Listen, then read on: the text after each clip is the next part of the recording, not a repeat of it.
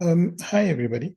I had the chance to do a nice tutorial with our doctors in the emergency department this morning. Unfortunately, we didn't have any internet reception, maybe due to load shedding or other factors. So we had a lovely discussion over this current ECG that you're looking at, and hopefully you can all learn a bit from it. This was a patient who actually presented to us very recently with palpitations. That was the main thing that the patient had presented with. Now, in looking at this, it's scary initially when somebody were to look at it. And, we understand the doctor who sent this to me, in fact, was a bit worried once they sent it through. They weren't exactly sure what was happening. But after we spent a few seconds just looking through it, it becomes quite obvious that even such a scary X-ray is quite easy to figure out once you actually look at it. So the first thing is that this is an obvious tachycardia. In fact, the heart rate is just about 150, just over 150. And the one thing to note is that 150 is actually a very important cutoff point. Less than 150, you're generally looking at let's say non-pathological tachycardia. So it may be related to fever, pain, loss of fluids, hypovolemia, things like that. These may be the causes, But once you go over 150, you're generally looking at one of the more pathological tachycardia. So your SVTs, your VTACs, things like that. So that's the reason that we use 150 as a sort of a cutoff point. Now, the other thing to remember is that why is it important for us to know about tachycardias, and the example we used this morning was of going to the gym, which I haven't done in a long time, but the girls they had. And, it asked them, how does it feel when your heart rate hits 140, 150? You get extremely tired. It takes a lot of energy for the heart to actually beat at that level for a consistent period of time. And it's extremely uncomfortable. And this is what's happening to your patient as well. Very often these patients do have underlying cardiac disease or some sort of arrhythmia. So putting that extra strain on the heart just inevitably leads to severe heart failure and eventual death and cardiac arrest. So it is important to get any sort of tachycardia under control, but you'll only be able to once you can actually, get the, get your diagnosis. So the first thing we looked at was the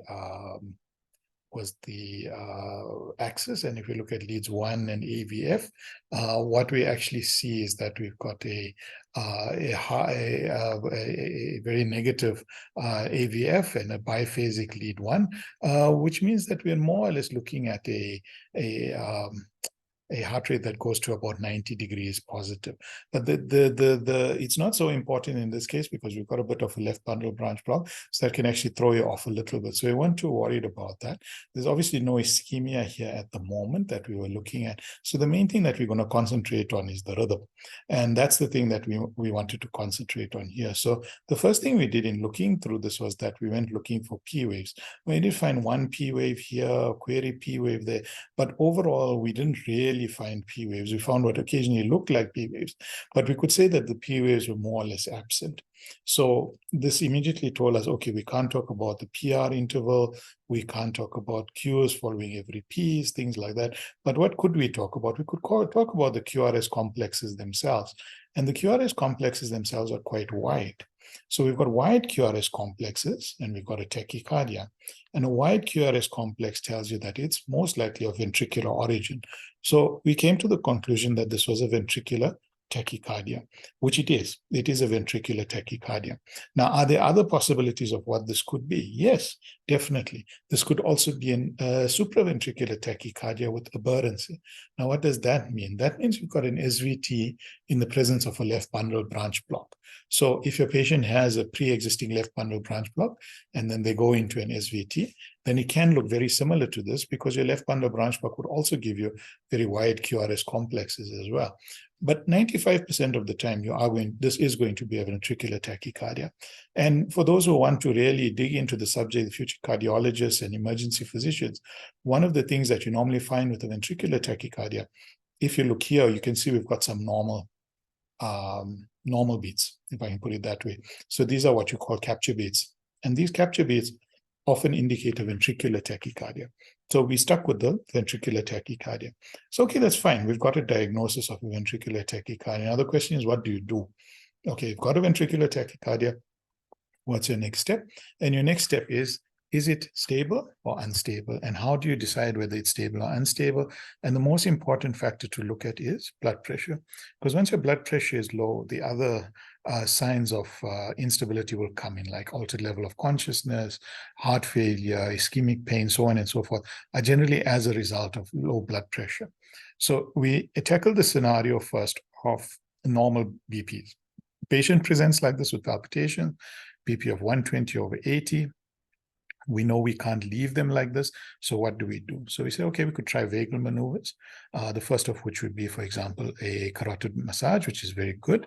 You just make sure that the patient doesn't have any bruise so that you don't dislodge a clot when you are actually doing your carotid massage. Then the second thing was put something cold onto the head. The vagal maneuver also works quite well, very good for infants who've got tachycardia. And then, of course, we said you could do the revert maneuver.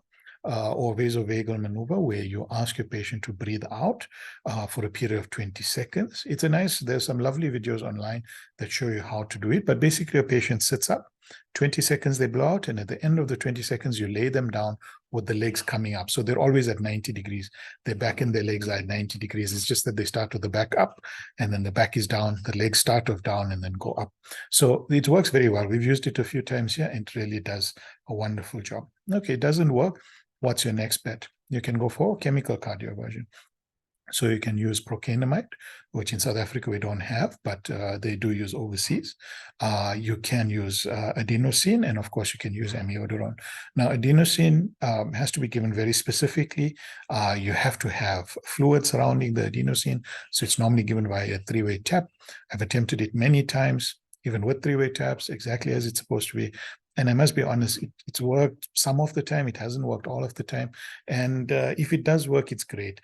But we've actually sort of abandoned using adenosine because it doesn't really, we don't, well, number one, we don't have access to that many three-way taps in our emergency department, being a semi-rural emergency department. And secondly, even if you do have it, you have to be so precise in how you give it and so quick in how you give it that most people often get it wrong. There have been some studies done where they mix adenosine into just any sort of fluid, so a small amount of adenosine and a large amount of fluid, and they have had some success with that, but it's also failed on occasion. So the other one that we use is amiodarone, and we normally start with the dose of 150 milligrams over about 10 minutes with 200 mils of fluid as well. And this actually helps you to manage the patient. Now, just so that you have a visual reference for this, sorry, I'm just going to, in the meantime, just get our assistant up, and as soon as that's up, then we're going to, let me just do this here.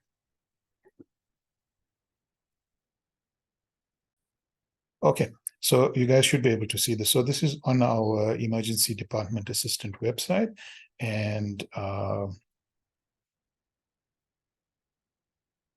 sorry, I just want to, okay, that should be a bit better now for you to see. All right, so if we go to resuscitation, and if we look at adult resuscitation algorithms, let's have a look. So we've got the BLS, cardiac arrest, post-cardiac arrest, tachycardia with pulse, right? Let's click on this. So here we go.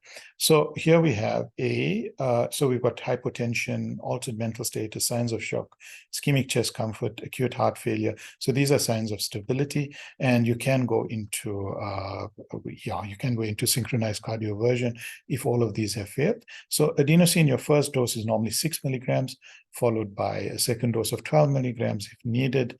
You can use procainamide as well, extremely well done. I mean, an extremely good medication that works very well. And you can use amiodarone as well, which we've been using quite a bit as well.